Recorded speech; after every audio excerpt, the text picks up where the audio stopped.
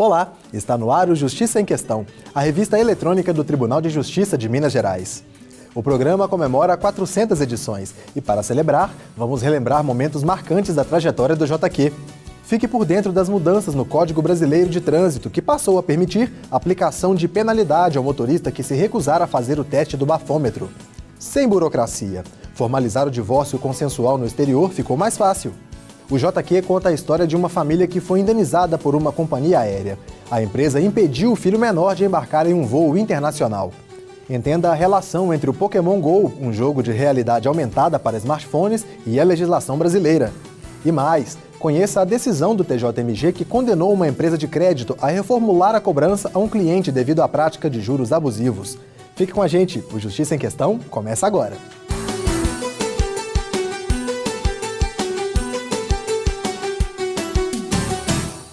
Olá, está no ar o Justiça em Questão, a revista eletrônica do Tribunal de Justiça de Minas Gerais.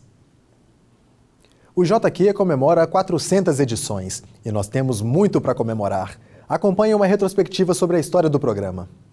Em 2004, a primeira edição do Justiça em Questão ia ao ar. Produzido pela Assessoria de Comunicação do Tribunal de Justiça de Minas Gerais, o programa foi criado com o intuito de estabelecer um canal direto de comunicação entre o Poder Judiciário e a sociedade. Ao longo desses 12 anos de existência, foram apresentadas cerca de 2.000 matérias sobre os mais diversos assuntos: poliamor, serviços de denúncia, animais em convívio social, direitos do consumidor na alimentação, brinquedos, direitos dos deficientes, execução penal, saúde e estética, entre tantos outros. Apesar de manter a missão de promover a cidadania e de responder às dúvidas dos telespectadores, com o tempo, o programa foi mudando a linguagem. Nas primeiras edições, o JQ era dividido em 3 momentos: a exibição das reportagens sobre o assunto, entrevistas com magistrados e especialistas e, por fim, o professor Justino, mascote da atração, explicava termos técnicos empregados durante o programa. O professor Justino dá agora a última dica do programa de hoje. É com você, professor. Vara Judicial. O termo se refere aos juízes antigos. Aos poucos, novos quadros foram elaborados e os convidados passaram a participar de todo o programa. Posteriormente, o JQ passou a ser comandado apenas pelos apresentadores. Em 2016, o Justiça em Questão assumiu uma nova linha editorial e se tornou a revista eletrônica do Judiciário de Minas. As matérias passaram a focar as experiências inovadoras e mesmo curiosas da Justiça Mineira. O programa mudou a linguagem e também o visual. O cenário do Justiça em Questão foi modernizado em 2015, passando a ser todo virtual. É aqui, nesse espaço vazio, que o programa acontece. Tudo é gravado nesse fundo verde e, posteriormente, o cenário e as matérias são incluídos na edição. Mas antes de ser gravado e editado, o programa precisa ser concebido, não é mesmo? E tudo é pensado aqui, na sede do Tribunal de Justiça de Minas Gerais, em Belo Horizonte, onde está localizada a redação do programa. É nesse espaço que surgem os temas das matérias. Depois de muita pesquisa e várias ligações, é hora de sair para fazer as entrevistas e coletar as imagens necessárias para cada uma das reportagens. Essa não é uma tarefa fácil. Precisamos diariamente lidar com uma série de imprevistos e desafios. 3, 2, 1...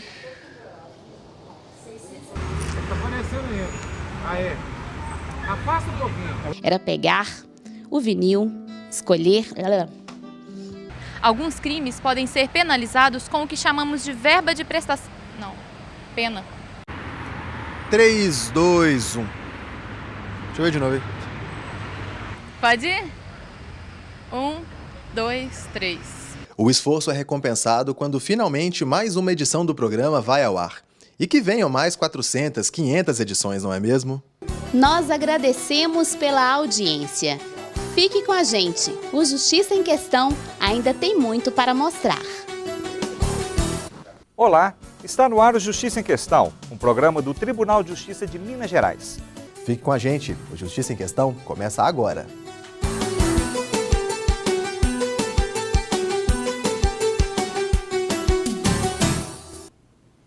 A A Justiça Mineira condenou uma empresa de crédito a alterar o contrato de um cliente devido à prática de juros abusivos. A dívida poderá ser paga sem o acréscimo das taxas estipuladas pela financeira.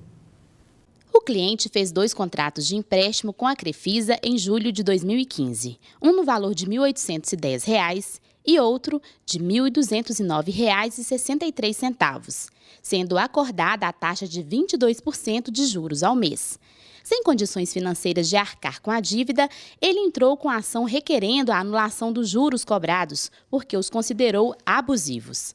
A Crefisa contestou a ação, alegando que as partes acordaram livremente valores e taxas de juros. A empresa ainda afirmou que não há um limite legalmente estabelecido para a cobrança de juros por parte das instituições financeiras. O juiz Elton Pupo Nogueira declarou que a relação estabelecida entre clientes e empresas de crédito é uma relação de consumo e deve obedecer ao Código de Defesa do Consumidor. O Código proíbe lucros excessivos de instituições financeiras sobre os consumidores. Para o magistrado, essa determinação foi desrespeitada no caso analisado, já que os juros cobrados pela Crefisa foram de 22% ao mês, enquanto a taxa de mercado estava em torno de 5,61% na época, o que configurou vantagem abusiva da empresa. O juiz determinou que os contratos fossem considerados nulos e que o cliente pagasse apenas o valor tomado de empréstimo com as correções monetárias devidas. No próximo bloco, o Justiça em Questão fala sobre a recusa ao bafômetro. Será que o motorista que não aceita fazer o teste pode ser penalizado? Voltamos em instantes.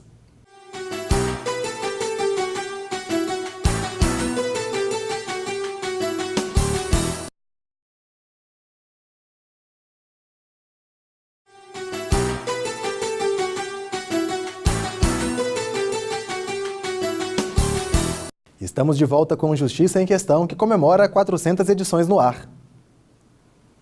Em maio deste ano, uma mudança no Código Brasileiro de Trânsito passou a permitir a aplicação de penalidade ao motorista que se recusar a fazer o teste do bafômetro nas ruas e estradas do país. Saiba mais sobre a nova legislação. Desde o mês de maio de 2016, o Código de Trânsito Brasileiro vigora com uma mudança que tem chamado a atenção. O artigo 165-A e o 277-A foram adicionados ao texto, apontando que o motorista que se recusar a teste, exame clínico ou outro procedimento para averiguar influência de bebida alcoólica comete infração gravíssima.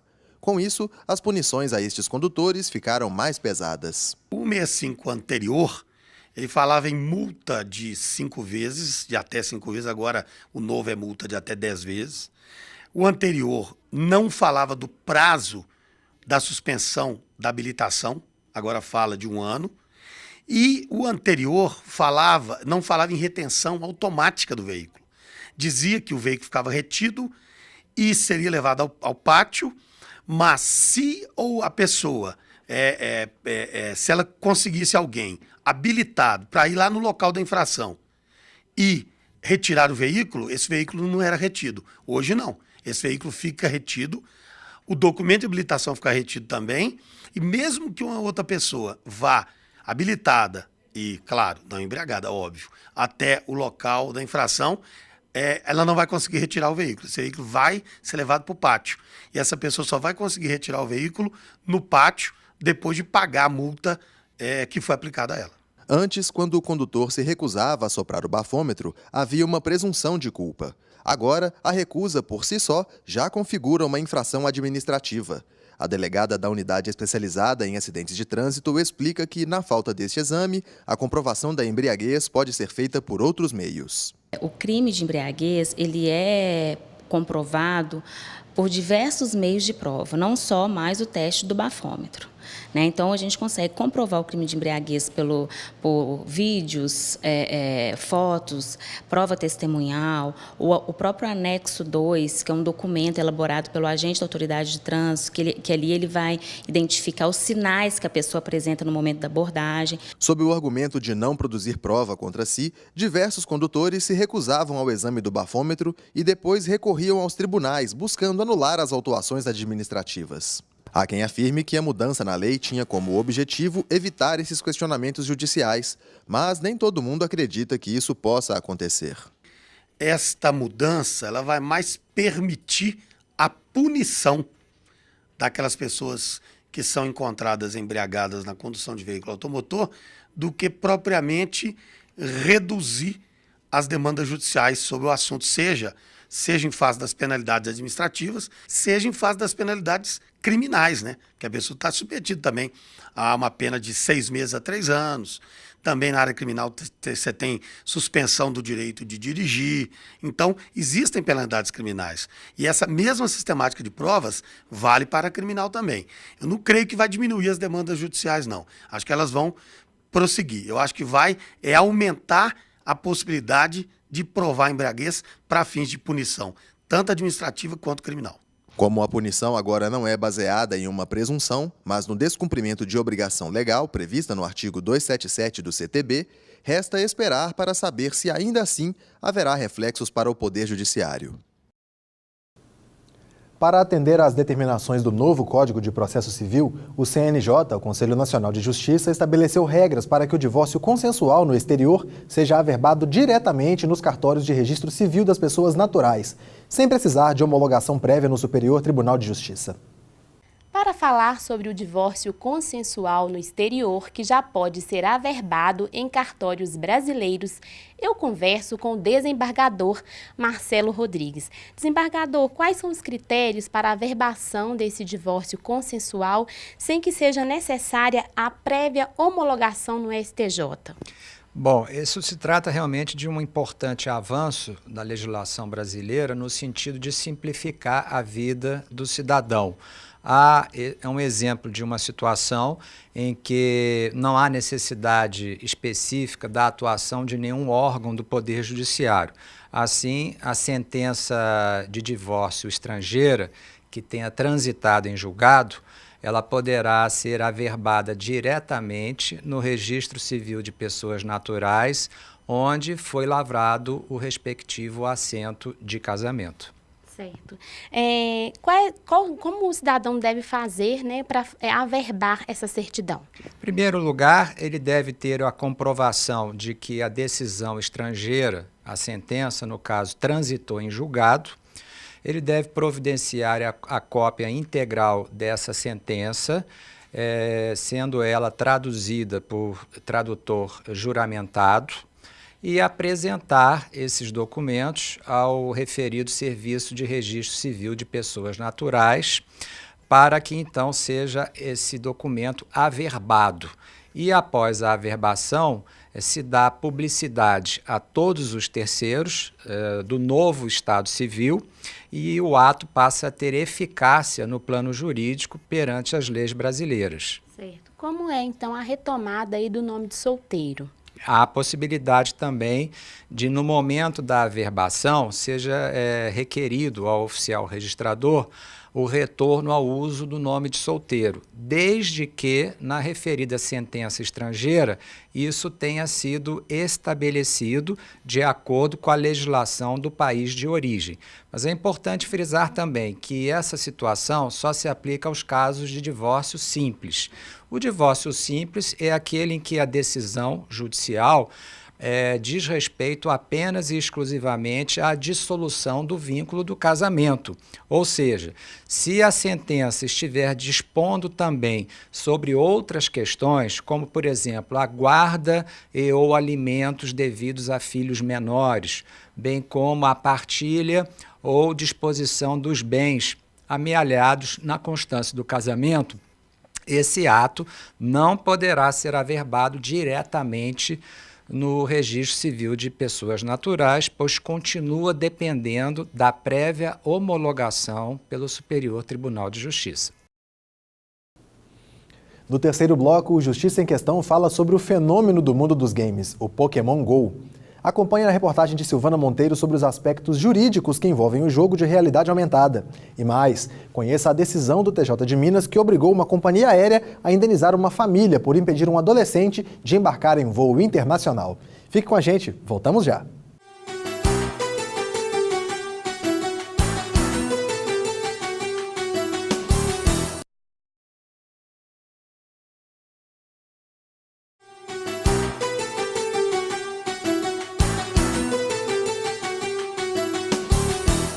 Estamos de volta com o Justiça em Questão, a revista eletrônica do Judiciário de Minas Gerais. O Tribunal de Justiça de Minas Gerais condenou uma companhia aérea a indenizar uma família por impedir o filho menor de embarcar em um voo internacional, apesar de ele estar portando a documentação necessária. Entenda o caso.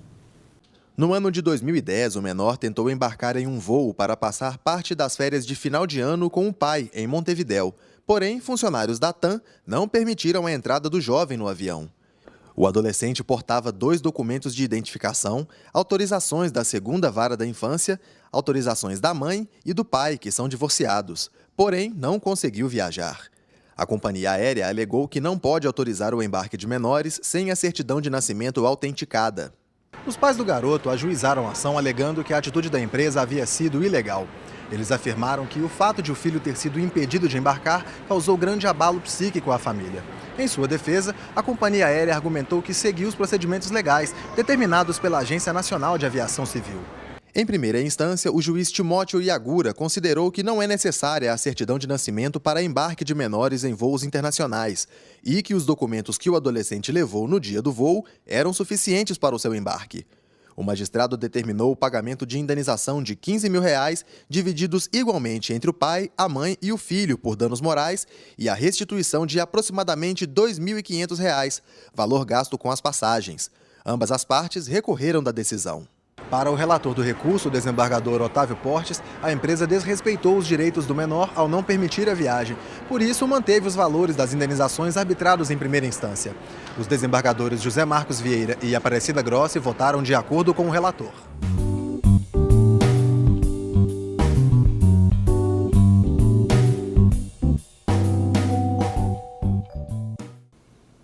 Lançado no Brasil em agosto, o Pokémon GO virou febre.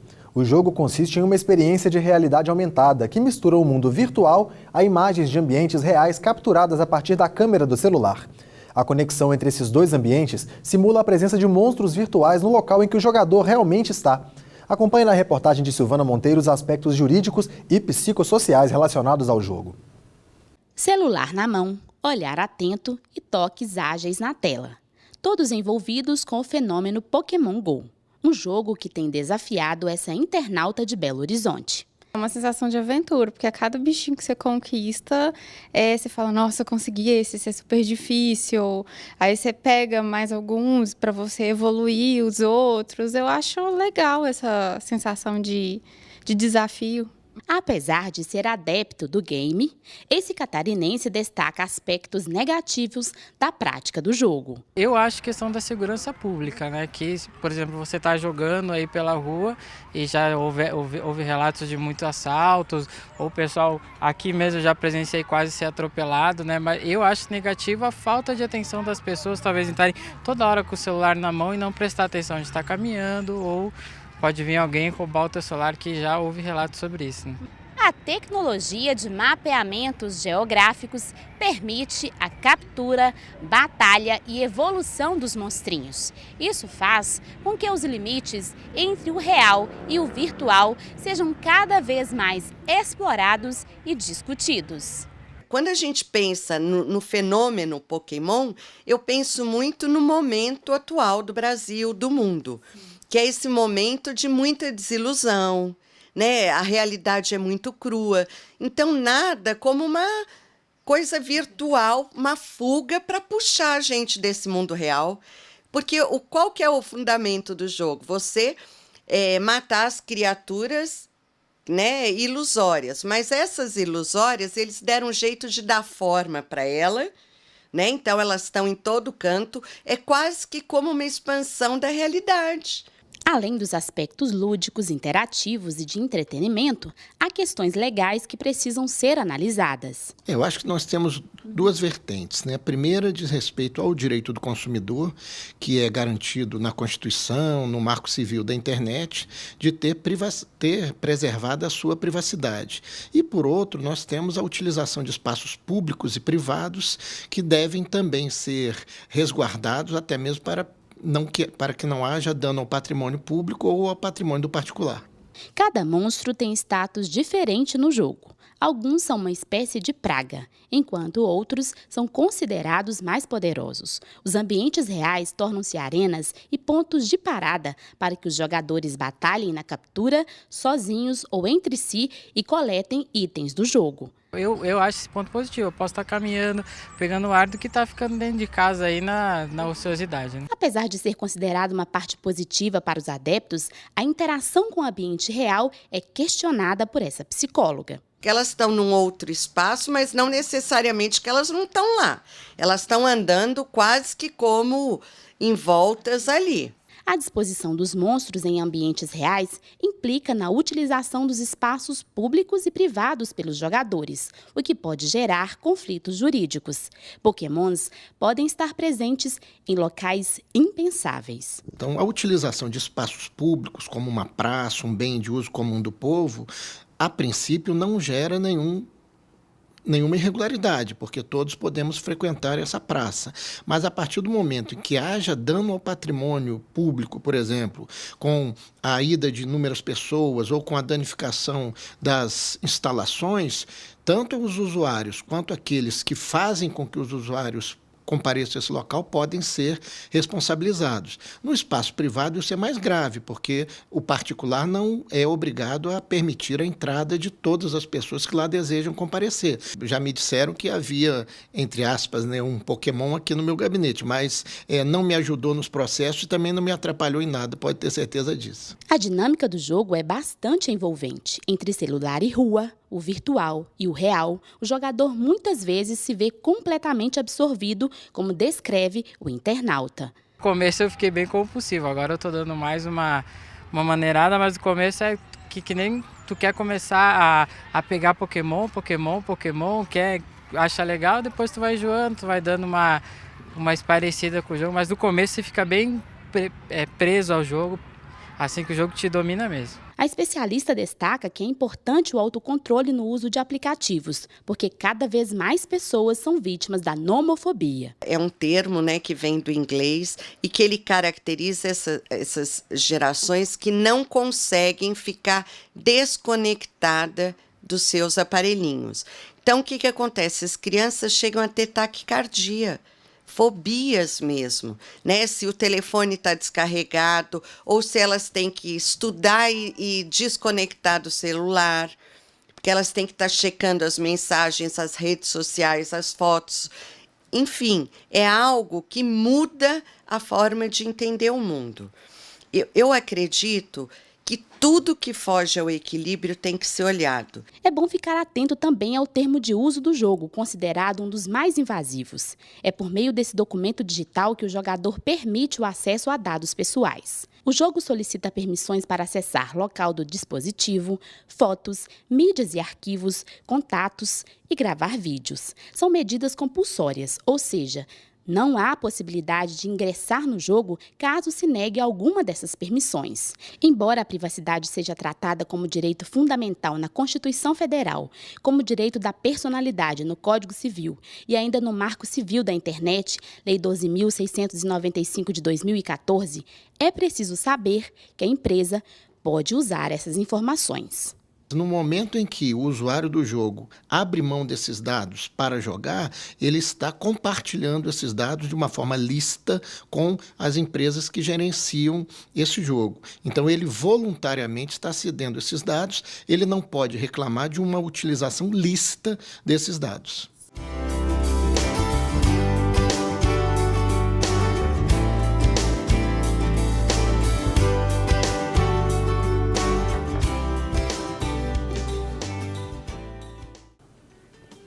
O Justiça em Questão continua na internet. Você pode visitar a página do programa no portal do Tribunal de Justiça de Minas Gerais. Acesse tjmg.jus.br e clique na área Imprensa. As reportagens desta e de outras edições também podem ser vistas no endereço youtube.com/Justiça em Questão. Comente, proponha temas e participe do nosso programa. Envie um e-mail para justiçaemquestão@tjmg.jus.br. Um grande abraço e até a próxima edição.